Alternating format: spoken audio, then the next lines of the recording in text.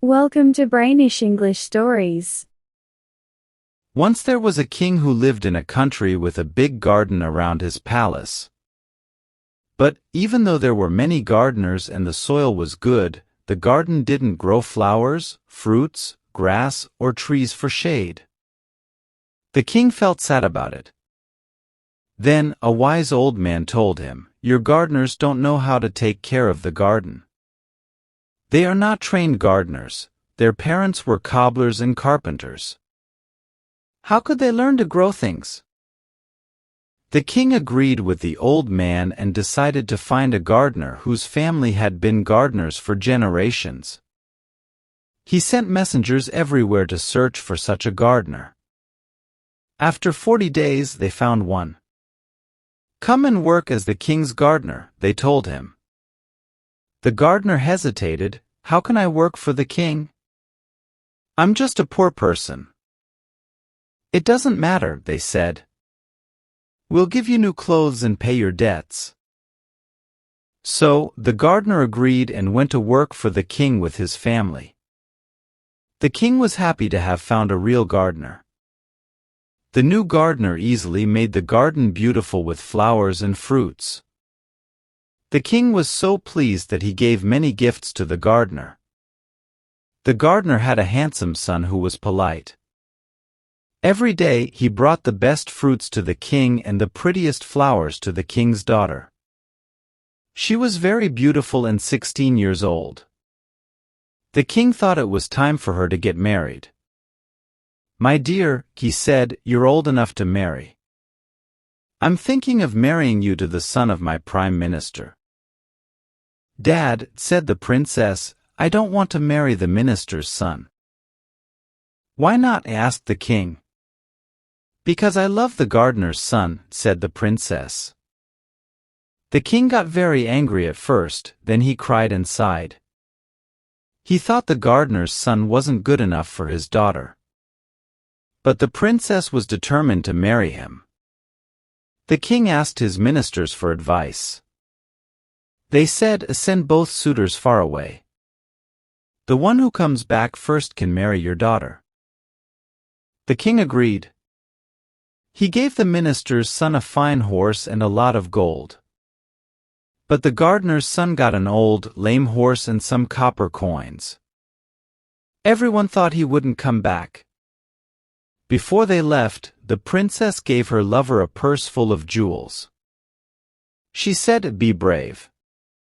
Remember, I love you. Use these jewels wisely and come back quickly to marry me." Both suitors left together. The minister's son rode away fast on his good horse and soon disappeared behind the hills. He traveled for days and stopped by a fountain where an old, ragged woman sat. "Hello, young traveler," she said. But the minister's son ignored her. "Please help me, I'm hungry," she said. "I've been here for 3 days, and no one has given me anything." "Leave me alone, old woman," said the young man, and he rode away. That evening, the gardener's son arrived at the fountain on his old gray horse. "Hello, young traveler," said the beggar woman. "Hello, ma'am," he replied. The young traveler listened to the old woman and felt sorry for her.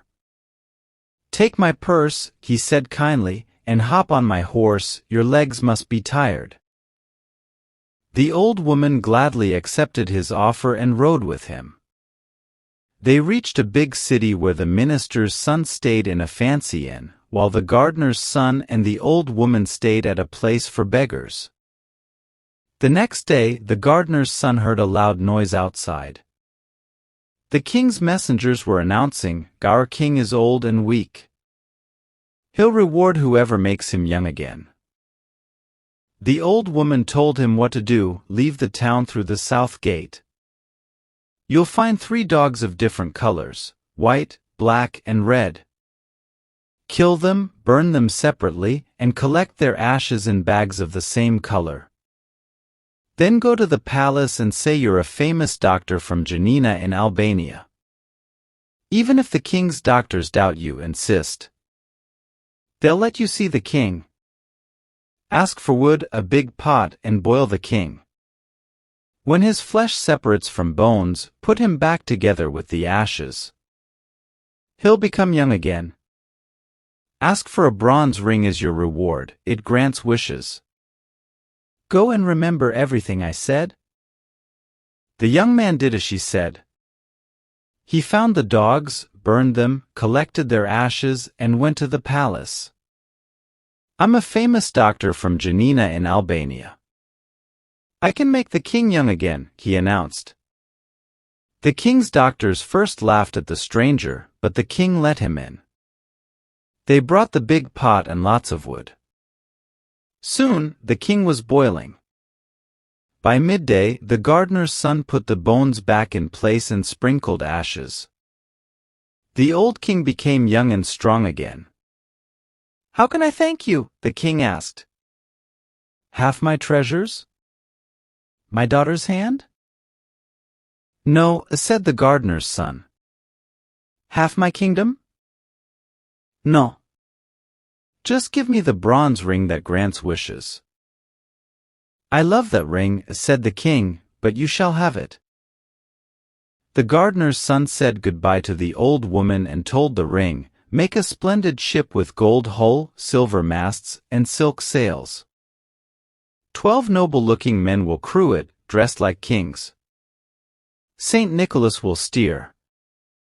Fill it with diamonds, rubies, emeralds, and jewels. A beautiful ship appeared. He boarded it and sailed to a great town, where he lived in a grand palace.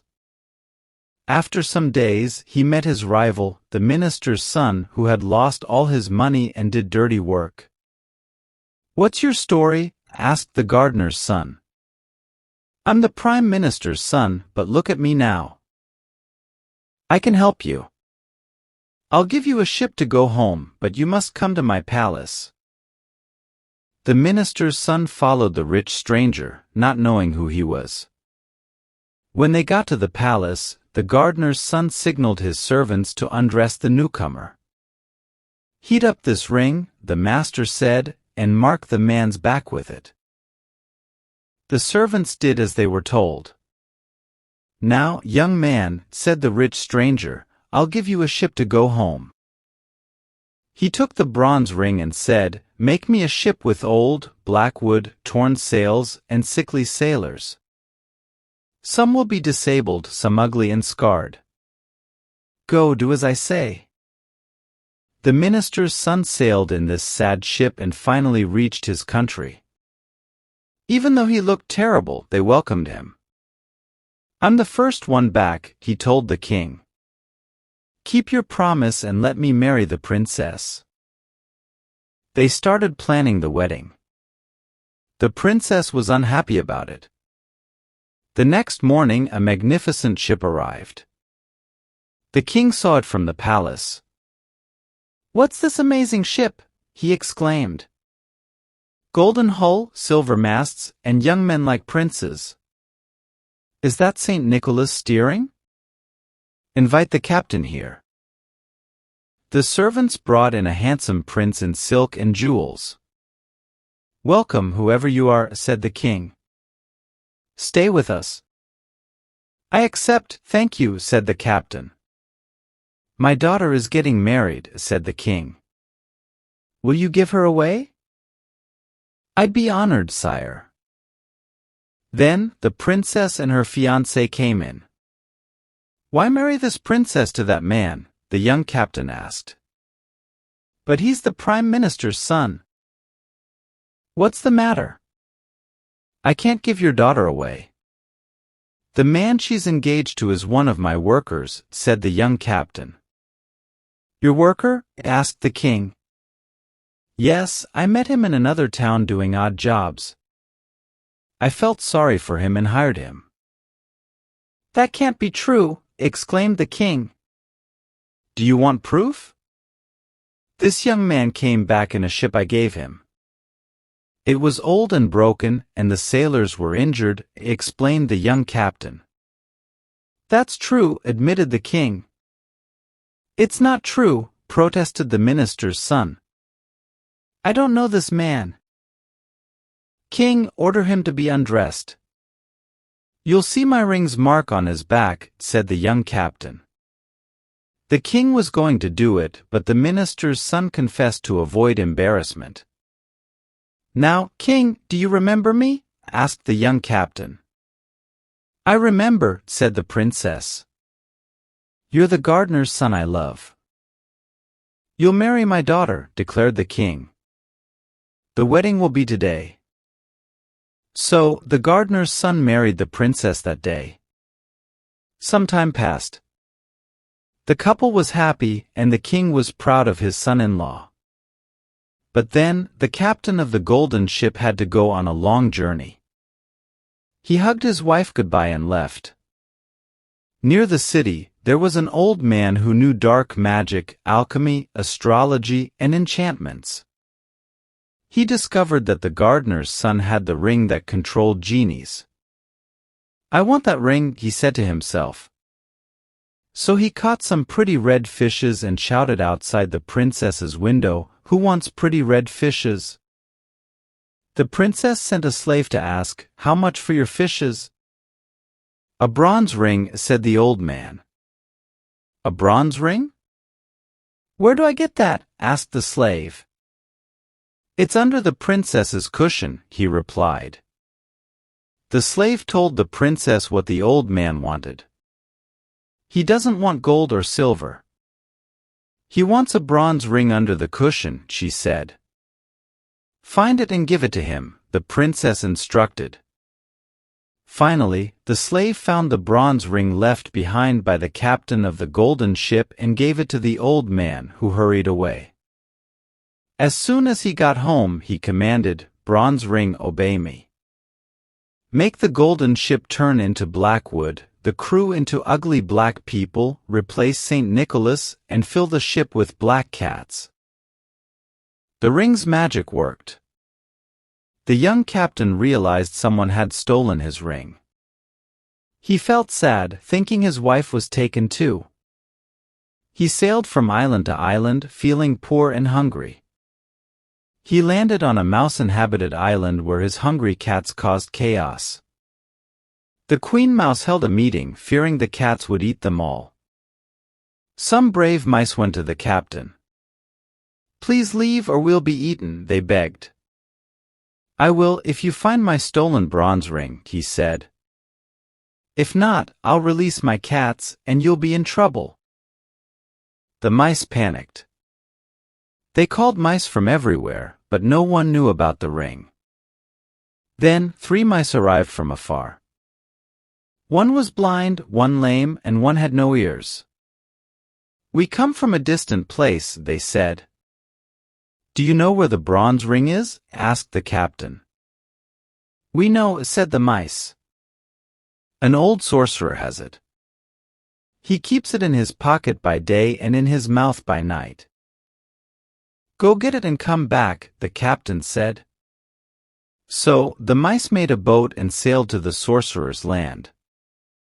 They left the blind mouse to watch the boat and went to the palace. At night, when the sorcerer slept with the ring in his mouth, the mice planned.